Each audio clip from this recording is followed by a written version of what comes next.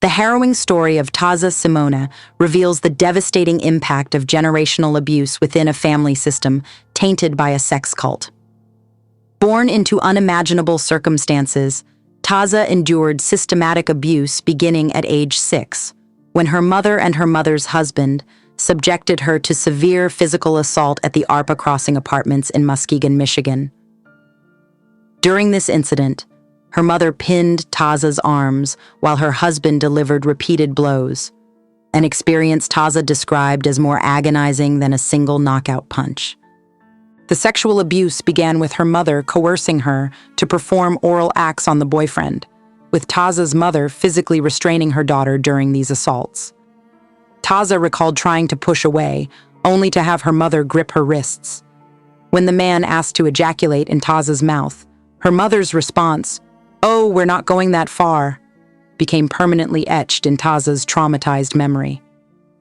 As Taza grew older and more resistant, her abusers escalated to using drugs, first muscle relaxers disguised as chocolate, then chloroform, to facilitate rape.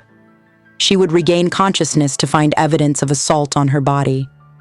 Throughout this period, Taza maintained her faith, finding solace in prayer and communication with her deceased father, while resisting the cult's indoctrination. The abuse extended beyond her immediate family. Taza recounted disturbing incidents involving her grandmother, who sexually assaulted her multiple times by forcing her face into her genitals. When Taza protested that she couldn't breathe, her grandmother coldly replied, "I don't want you to breathe." This abuse pattern appeared to be generational, with implications that her mother and aunt had also been victims. A particularly devastating revelation emerged during a kitchen conversation where Taza learned her grandfather had raped her oldest sister. The family's dysfunction became further evident when her aunt's relationship with their father was questioned, leading to Taza's family being expelled from the house, while her aunt remained, continuing what appeared to be an inappropriate relationship with her father. One of the most traumatic chapters in Taza's story occurred when she became pregnant at age 12, the result of abuse by her stepfather. Her mother, who was studying nursing, orchestrated a secret home birth to avoid authorities. Each morning, Taza's growing belly was wrapped in saran wrap to conceal the pregnancy at school. The birth itself was conducted without medical assistance or pain relief, with Taza's mother, aunt, and 2 others present. Despite initially showing affection for the newborn and sharing a bed with Taza and the baby for several weeks, her mother eventually removed the child.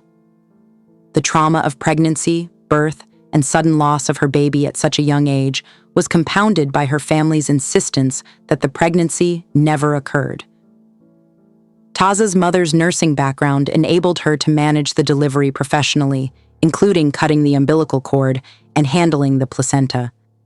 To validate her account, Taza underwent extensive verification processes.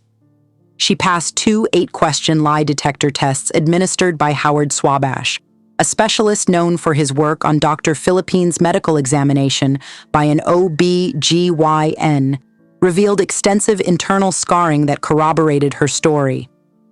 The doctor recommended additional testing to determine if the damage would affect Taza's future fertility. A private investigator later confirmed Taza's account and made a shocking discovery. Her daughter was allegedly in Detroit, Michigan, in the custody of 2 pedophiles, one incarcerated and one free. The investigator cautioned Taza against taking immediate action, explaining the complex legal process required for recovery and revealing the child's involvement in a satanic church. The abuse Taza experienced was part of a broader pattern of family dysfunction. She recalls witnessing her grandfather's violent assault on her grandmother, who tried to protect Taza and her sister. In one particularly violent incident, her grandfather broke her grandmother's arm while she attempted to shield the children from his drunken rage.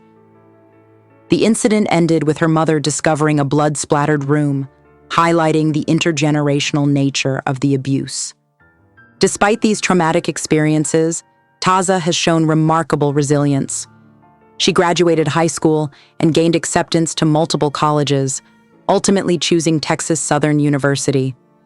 She made the difficult decision to leave Michigan, driving 22 hours alone in a U-Haul to start fresh in Texas.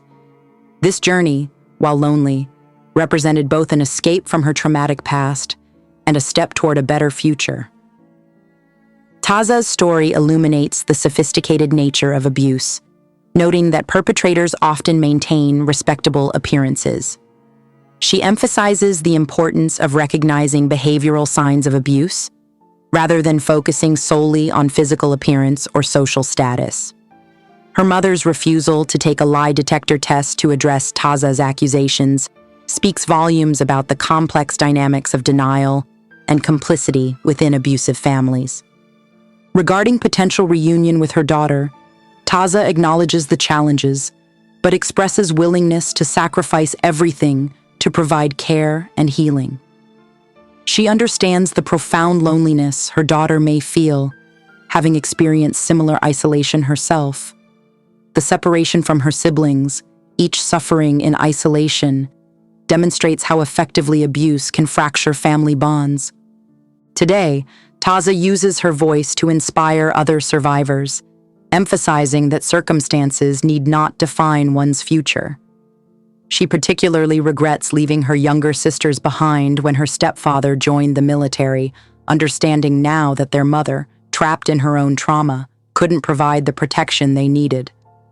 Through sharing her story, Taza works to break the cycle of abuse and encourage other survivors to speak out and seek help.